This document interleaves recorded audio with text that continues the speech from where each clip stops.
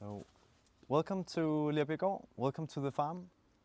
My name is Christopher, and I'm the caretaker of this farm, along with my wife Nana.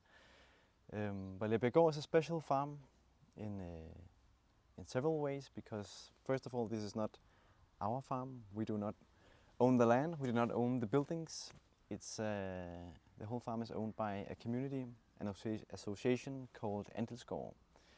And their goal is to buy up farmland in a democratic way, owned democratically, and help young farmers getting started. And together we can make some examples of sustainable farming, sustainable economies, and making community around the small farms. Lerbjerggård, we want to work with the soil that gets more and more alive and more robust. That can make nutrient-dense crops for us, so our human bodies can get some fresh crops that are packed with nutrients, all the nutrients we need.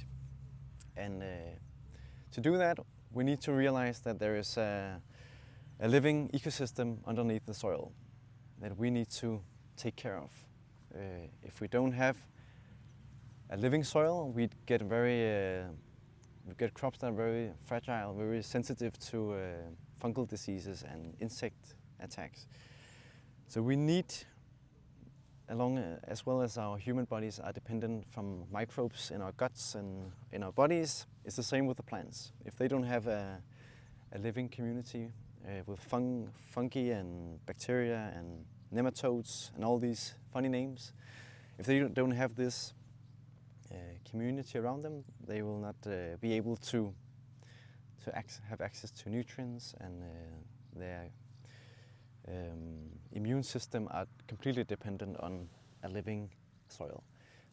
So that's our focus, because a living soil, as well as making very healthy crops, the living soil can also suck up all the water we get, because we are having to get more and more used to getting very intense rainwaters and drought periods that are quite long.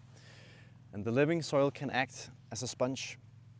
I don't know if it's possible to see for you, but a living soil is like having a special structure together in small clumps. And all together, all these small clumps, they act as a sort of sponge, which holds really good on to water and to nutrients.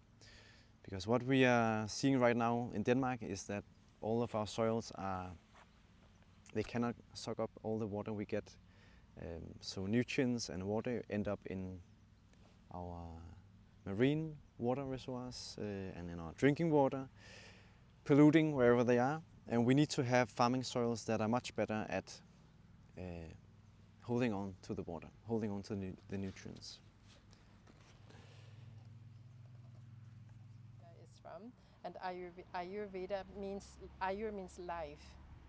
That life energy that also is present in plants. A lot of the medicine in Ayurveda is considered the same structure as our human body. Yeah. So whether you use the leaf of a plant or the root of a plant for a special Ayurvedic medicinal purpose, it correlates. So we are nature.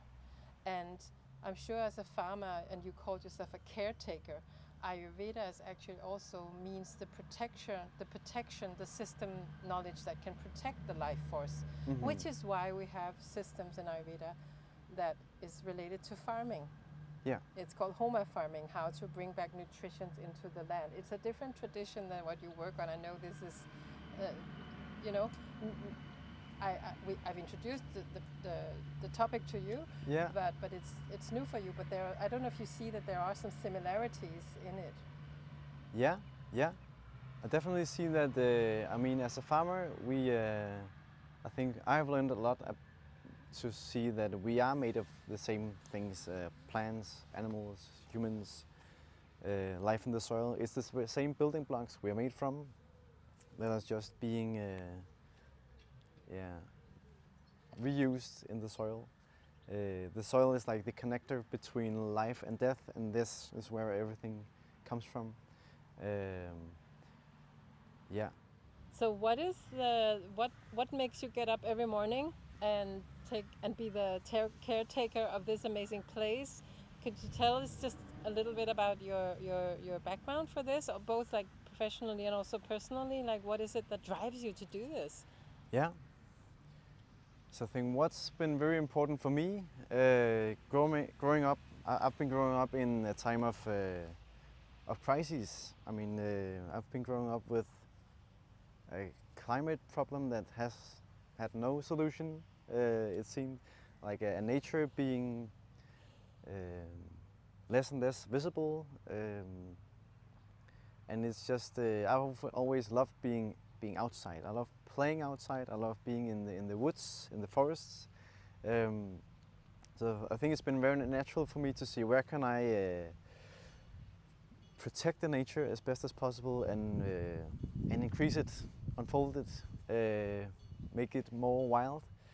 And for me, the farming system has been the right place to dig into some of these problems of biodiversity, climate, human health, because farming systems they have such a big influence on everything. When we talk drinking water, greenhouse gas emissions, biodiversity, human health through nutrition density, it's all affected by how we treat our soils. So I think for me it was just a no-brainer. It's the right place to try if I can help a little.